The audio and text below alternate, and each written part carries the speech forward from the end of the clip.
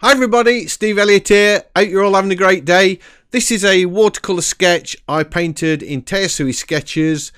I am going to show you how I painted this, and also I want to show you how I set up the still life for it, because as you know, a lot of the time I'm painting from photographs, but today I decided to do a study from a still life. So let's get right into it.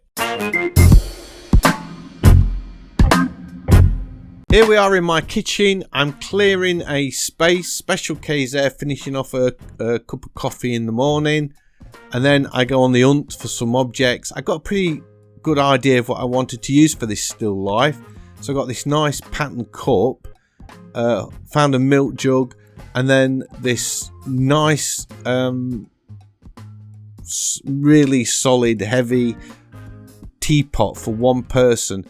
And when I'm not feeling very rock and roll, I make myself a brew with that and just chill out. So what I want to say is, you don't need any fancy lights to do a still life or anything like that. I'm just using the natural daylight from the kitchen. I've got this nice big window which casts really soft shadows onto these objects, which is really cool.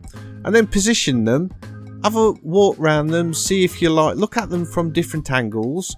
See if you like the object, move them around a bit. It doesn't matter if you like one and then go and put something else, set it out, and you don't like it. Just put it back to what you liked when you see that's not very good at all, standing there. But have a walk around, and that's much better. That would work really well. So you can just sort of move around the objects and move around so that you can take advantage of the light, because at certain angles the shadows cast across the objects, creating form and shape to those objects much better. That's a nice one, I like that. And that's okay, except you can't see the pattern on the milk jug, which I quite liked. Yes, I'm quite liking that one. That's cool because the cup handles are pointed in opposite directions. So, you know, there's lots of things you can do. Sort yourself out, get yourself your still life set up, then open up Tayasui Sketches. And this is the perfect app for this, because I'm doing this still life as an exercise in drawing, because, as you know, if you've been watching one or two of my vids, I've been banging on a bit lately how I have let my observation skills slip doing digital drawing, because you can change things so easy using transform and liquify tools and stuff. So I've not been measuring out things as well as I should. So I'm on this mission now to improve my observation skills and get back up to speed. And Tayasui Sketches is a great app for that, because it has got transform on there for layers and things. I don't know. I guess you can use the that knife tool to select an object and change the size, but I don't really know the app that well. I've deliberately avoided learning all of those functions because I want this to be an app that I use just for sketching and practicing sketching. And this is great because as you can see, I can sort of sketch out. I use the eraser a lot. That is my undo tool. And I am sort of just use it to look really hard at the objects and then start sketching. And I felt I got the cup and the jug bang on. I've got the spout of the kettle in the right place, but then, man, I say kettle, I mean teapot. It's a cast iron teapot. It really is nice, but look at the size of it compared to the cup. It's tiny. So I've crashed and burned already. Although everything looks reasonable on the teapot, I've just drawn it too small. And that's what this is about. I didn't spot it. I was so intent at looking at the teapot, and I'd stopped looking at the cup, that I just carried on regardless till I'd got this sort of stand that the teapot is on finished. And then I sort of looked at the thing as an owl again and realised, oh my God, that is tiny. And I'm going to have to sort it out. But that's great because I was tempted. You know what? If I'd have been using Procreate, I would have totally used the transform tool and just resized it, just enlarged it. Dead easy. But that's not what this is about. This is about observation and improving your drawing skills, not your digital drawing skills. I'm not interested in learning the app. You could do this just as well on a piece of paper. So I want to treat it like I'm working on a piece of paper. I want to learn to draw well. So the obvious thing is, first of all, I thought, let's just shrink the cup because that's going to be the easiest thing to draw. So I did shrink the cup.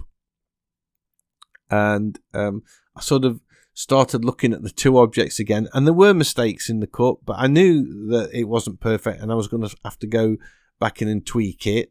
So that was okay. So I'm redrawing the cut, but it's still sort of way bigger when I've done than it's too big compared to the teapot. So I bite the bullet and think, okay, come on, let's draw this teapot again as well. So it was really good because at this point I am looking at the whole subject, the full still life. I'm not just looking at one thing in isolation, and that's what you've got to do all the time. And that's where I totally slipped up. So at this point I am getting it right, I suppose, just making sure that teapot. It is a little teapot. It's not much bigger than the cup, but you know, I did want it right because that was the whole point of this exercise. So I did it the old-fashioned way, using the eraser to rub everything out and get this sketch as accurate as I could. So I'm getting very close to finishing the sketch now. And then once I've done the sketch, the fun bit comes in, of course, because then I'm going to start putting the watercolours on. And when I use the watercolour, I'm not going to approach it the same way as the sketch at all. I'm not looking for a real accurate interpretation. At that point, I want to make it look like I'm putting watercolour washes on. So I'm going to use lots of layers, and I start off by just putting a wash around the objects to sort of get the background in, and I use the eraser to lift some of that colour out. And you can see that Tayasui has put in a few weird marks and things, which I like that. I think that looks really natural. So I'll leave them in and start putting shadows in, a few shadows, lifting out a few highlights with the eraser just to make that sort of stand out and pop a little bit. And then I'm still using the same colour, just putting in a few shadows and getting some shape and form into these objects, using the eraser there to lift out the reflection of the window in the cup, putting some shadows on the teapot. But I am going to use colour. There's going to be lots of colour in this. So after I'd got that initial wash on, I made a new layer and started painting over the top of that. I'm sort of changing up the colour a lot, and I'm using the colour picker with two colours in the left and right boxes, and then there's a slider thing that you can pick the colour in the middle of, which I find really useful for this. And then I'm getting in that teapot, and I want the sort of the bottom of the teapot and the stand to sort of just merge into one. Almost looks like that's Aladdin's lamp, and Aladdin's coming out the top of that spout, not the spout, the handle on the lid. There we are. And again, Tayasui helped me out putting in that splodge, which I really liked. So I'm changing up the colours all the time, so it's not just sort of monochromatic. The teapot is more analogous, really. I'm using blues and greens. So just to add a little bit of variety. Getting in some quite strong contrasts here. So I really enjoyed doing this because, you know, as I say, I don't do a lot of still lifes. and I think I'm going to do some more because it is really good for observation. Just sort of going in there now, looking at the shadows and really sort of concentrating, trying to get the depth of those colours right on the little milk jug. Although there was sort of, it looked strong shadows in there, the jug was white, so it wasn't in reality anything like as strong as on the teapot. And then I wanted to sort of pick up a little bit of that colour of the tabletop, so I just sort of splashed a little bit of that on, and then started looking at how shadows were cast and started painting them on. So I'm sort of definitely going from light to dark with this one. Changing up the watercolour brush a little bit to pick the sort of finer brushes so you can get that sort of sharper edge on it in places. I also used the blending tool a little bit on, like there on the top of that milk jug. I used it there very quickly, and on that cup, just to sort of blend out that shadow. And then we have a nice little, very delicate watercolour study in Tayasui Sketches from A Still Life. I hope you've enjoyed this video. If you have, a big thumbs up as always is much appreciated. If you're new to the channel, please consider subscribing. I make lots of videos like this and I would love to be sharing them with you. And don't forget to tick the notifications so you get informed of when all my videos come out. So hopefully I'll see you all in the next one. Bye.